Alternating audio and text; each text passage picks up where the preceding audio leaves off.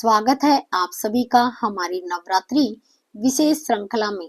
चैत्र नवरात्रि में मंगल कार्य दिन चल रहे हैं और हमें आशा है कि आप इन दिनों में देवी के विभिन्न रूपों की उपासना बड़ी ही श्रद्धा पूर्वक कर रहे होंगे और उनसे वरदान स्वरूप भगवान कृष्ण भक्ति की याचना भी कर रहे होंगे। आज तृतीय नवरात्रि है और आज के दिन माता चंद्रघंटा की पूजा उपासना की जाती है। आज के इस वीडियो में हम देखेंगे कि माता चंद्रघंटा से जुड़ी हुई पौराणिक कथा क्या है और आखिर उनकी पूजा विधि कैसे की जाए। तो चलिए प्रारंभ करते हैं। हमने प्रथम और द्वितीय नवरात्रि की पौराणिक कथा में श्रवण किया किस प्रकार देवी सती पर्वतराज हिमालय और उनकी पत्नी मैना के घर में पार्वती रूप में अवतरित हुई। जब उनकी आयु विवाह योग्य हो गई तब देवऋषि नारद ने भगवान शिव को प्रसन्न करने के लिए कठिन तपस्या करने के लिए कहा। देवी पार्वती ने उनके आदेश को शिरोधार्य करते हुए लगभग 3000 वर्षों तक दुर्लभ तपस्या की, जिसके फलस्वरूप महादेव उनसे प्रसन्न हुए और उनसे विवाह करने के लिए तैयार हो गए। सभी देवी देवताओं को विवाह का निमंत्रण भेजा गया और वे सभी कैलाश पर्वत पर एकत्रित हो गए। अब आप सब तो जानते ही हैं कि भगवान शिव के गण कोई साधारण प्राणी या जीव तो नहीं है। वे सभी भूत, प्रेत, पिशाच, ब्रह्म राक्षस इत्यादि हैं। उन्होंने बड़े ही अव्यावहारिक तरीके से भोलेनाथ का श्रृंगार किया। महादेव के सिर पर सुशोभित चंद्रमा उनका मुकुट बन गया। छोटे छोटे सर्प उनके कानों में कुंडल और बाजूबंद बन गए। भोलेनाथ के दिव्य देह पर भस्म का लेप किया और उन्हें पशुचर्म धारण करवाई गई। हाथ में त्रिशूल और डमरू शोभा पा रहे थे और इस प्रकार एक अवधूत का वेश धारण करके महादेव नंदी पर विराजमान होकर पर्वतराज हिमालय के महल की ओर चल पड़े। जब उनकी बारात मार्ग से जा रही थी तो उनमें ब्रह्मांड के सभी देवी देवता, ऋषि मुनि और देवगण भी सभी गण उपस्थित थे। इस बारात में एक ऐसा कोलाहल हो रहा था जिसके कारण संपूर्ण ब्रह्मांड में खलबली मची हुई थी। भूत, प्रेत, पिशाच नृत्य कर रहे थे, जिनमें से किसी के सहस्त्र मुख और हाथ थे तो कोई ऐसा भी था जिसका कोई मुख और हाथ भी नहीं थे। कोई पिशाच तो अपने धड़ को ही अपने हाथ में पकड़कर नाच रहा था। ऐसा भयंकर दृश्य कि वो तो कल्पना भी करना असंभव है। जब यह विचित्र बारात राजा हिमालय के द्वार पर पहुंची तो वधू पक्ष के सभी लोग महादेव तथा उनके गणों को देखकर स्तंभ रह गए। महादेव के 5 मुख और 10 हाथ देखकर सबके होश उड़ गए। पार्वती की माता मैना देवी इस संपूर्ण बारात को देखकर अचेत सी हो गई।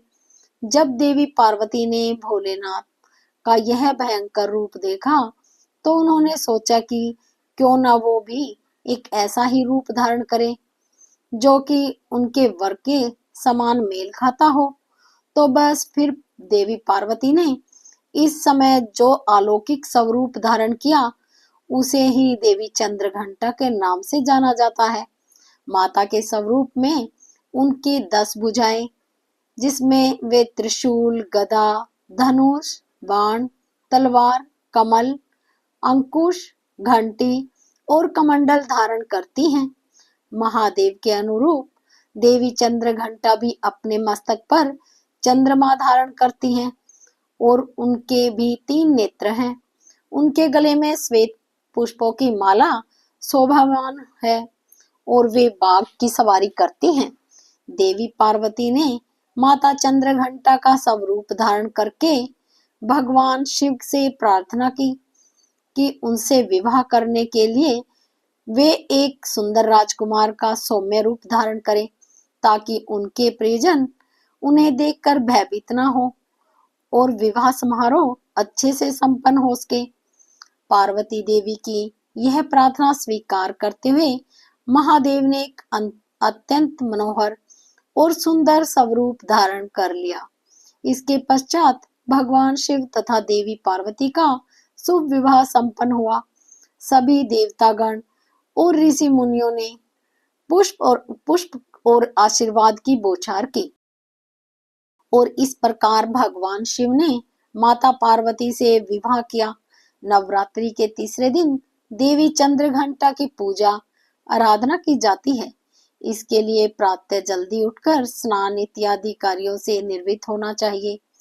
देवी के विग्रह की स्थापना करनी चाहिए और इस विग्रह को शुद्ध जल और पंचामृत से स्नान करवाना चाहिए। देवी को वस्त्र, कुमकुम, सिंदूर अर्पित करें।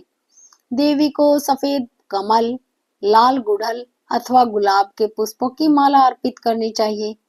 इसके अलावा भोग बनाने के लिए श्वेत पकवानों का चयन करें।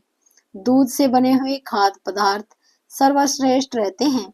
देवी चंद्रघंटा को शहद का भोग लगाया जाता है और साथ ही इससे आप इस मंत्र का उच्चारण करके जाप कर सकते हैं।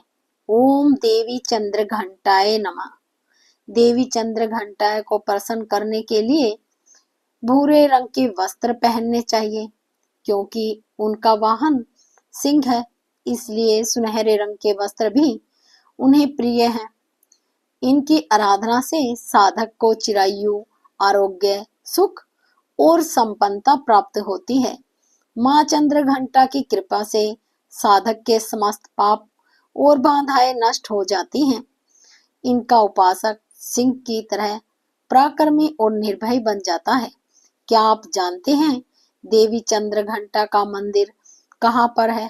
तो माता चंद्रघंटा को समर्पित एक विशाल मंदिर भारत में त्रिवेणी संगम के नाम से व्याख्यात प्रयागराज में स्थित है। ऐसा कहा जाता है कि तीसरे नवरात्रि के दिन इस मंदिर में माता चंद्रघंटा के दर्शन करने से भक्तों के सभी पाप नष्ट हो जाते हैं और उन्हें मनचाहे वर की प्राप्ति होती है। देवी चंद्रघंटा को समर्पित एक अन्य मंदिर वाराणसी में भी स्थित है, जहां नवरात्रि के 9 दिनों भक्तों का तांता लगा रहता है। आप भारत के किसी भी कोने से प्रयागराज अथवा वाराणसी बड़ी सुगमता से जा सकते हैं। तो ये थे चैत्र नवरात्रि के उपलक्ष्य में नवरात्रि के तीसरे दिन माता चंद्रघंटा की पौराणिक कथा।